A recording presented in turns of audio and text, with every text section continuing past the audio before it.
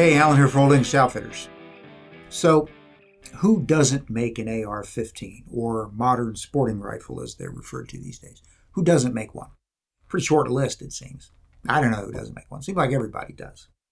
And everybody puts their own set of components on it. So when you're looking for one, some of it comes down to what you're intending to do with it. What is the mission for this rifle? Basic AR-15s serve a lot of missions. Some of the more upscale ones can be fine-tuned for other sorts of things. So it depends a little bit on what you're going to do with it. You can spend a lot of money, you can spend a little money. Lots of people make them. What we have here today is one made by a company called Odin Rifleworks, with a nod to the Vikings. Odin Rifleworks. They are out of Boise, Idaho. This is their OTR-15. It is an AR-15 type rifle with their own particular build specifications put on it, which makes it somewhat unique. Now, starting from the back of this gun, it is, by the way, 5.56 by 45 caliber. More about that later. Starting from the back, we have fairly common components to lots of other AR-15s. We have a B5 buttstock and a B5 pistol grip. Nothing necessarily overtly fancy about them, but they are good, solid components. They're tight, and they work really well. Lots of manufacturers use them. Coming up to the back of the receiver, we've got an ears on both sides, a plate for a single-point sling. From here forward, we've got some features that are unique to Odin Rifleworks. We've got a charging handle that has the larger release lever on the side, nice and easy to get a hold of. Okay.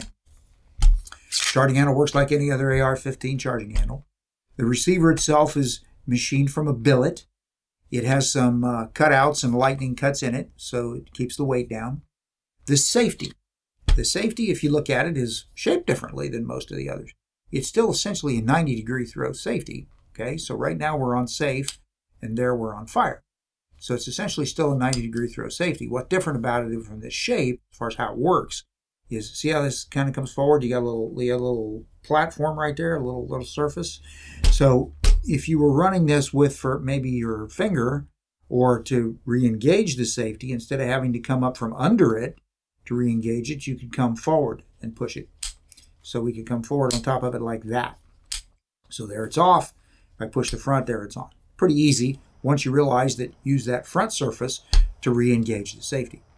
The shell deflector. Most of these things have shell deflectors. The shell deflector is right here. It is not as prominent as a lot of the others. You've seen AR-15s. Shell deflector sticks out a little bit. This is here, works just as it's supposed to. It's just rebaited a little bit. It doesn't stick out quite as far. It's shaped a little bit differently, kind of unique. We still have a dust cover, standard feature on most AR-15s, right? The magazine release is skeletonized and elongated back, so you don't have to reach quite as far forward to get to it. This is a bolt release lever. It does not lock the bolt. You cannot use this to manually lock the bolt. You've still got to use the normal feature on the other side of the gun, the normal bolt lock lever, which is like most other AR-15s. But this one lets you, if you wanted to, reach up and smack that with your trigger finger before you go down to the trigger. So that works okay. On top of the receiver, we got the normal Picatinny type rail. We got a little bit of an extension here on the front of the handguard right there, just a couple small rails right there. So on the handguard itself, this is a 16-inch barrel, by the way, 16-inch and change. The handguard itself, not quite full length. It has M-lock slots on the sides and bottom. We got some holes on top. We got some Picatinny rail up front here. So if you wanted to put a backup iron sight or something else up here, you could do that. We just slapped a Holosun sight on this just to test fire it. So you got M-lock compatibility on the sides and bottom, and the whole thing is very skeletonized. The barrel is kind of a medium contour. It's not heavy necessarily across its entire length, but it's a little heavier than some of the others are. It's stainless steel. We are capped here at the top end with a removable thread protector, so the muzzle is threaded, so you can put your favorite muzzle device or suppressor up there. A lot of interesting features on this gun. It certainly looks cool. What sets it apart? What's different about it? Why would you buy this as opposed to somebody else's AR? This is a little more expensive than some of the others. Not as expensive as some. It's kind of in the, we'll call it the upper middle range. Why would you buy one of these? A lot of why you would buy it is because of the barrel. The barrel on this, I mentioned, is a 5.56 by 45 chamber, right? Or caliber, right? But actually, it's .223 Wylde chambered.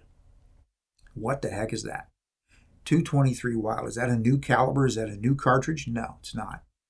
223 Wylde refers to the chamber, not the cartridge. So in this gun, you can shoot 5.56 by 45 specification ammo or 223 Remington specification ammo, no problem. What does the 223 Wylde chamber do for you? What it does is it optimizes the chamber so you can get best accuracy out of either one of those.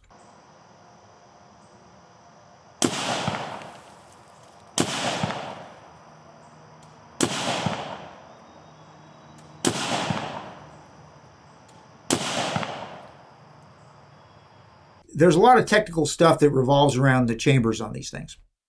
Most of the AR-15s have a 5.45 by 45 millimeter chamber.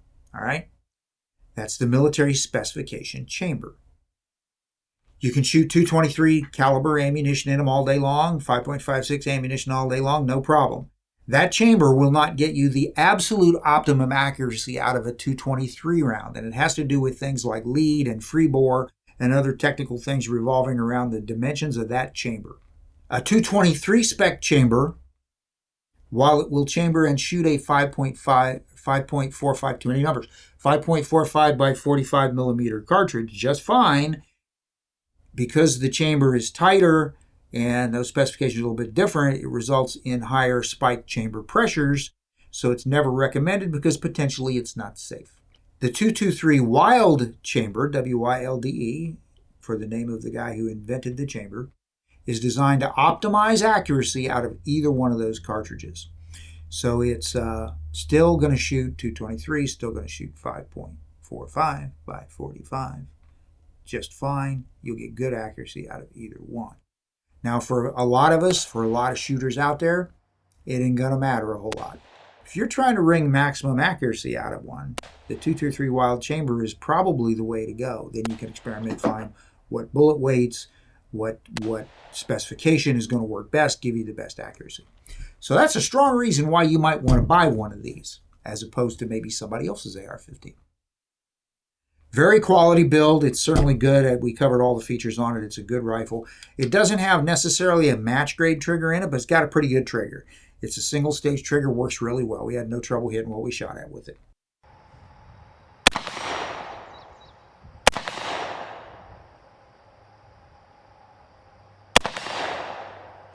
Hit the hostage target.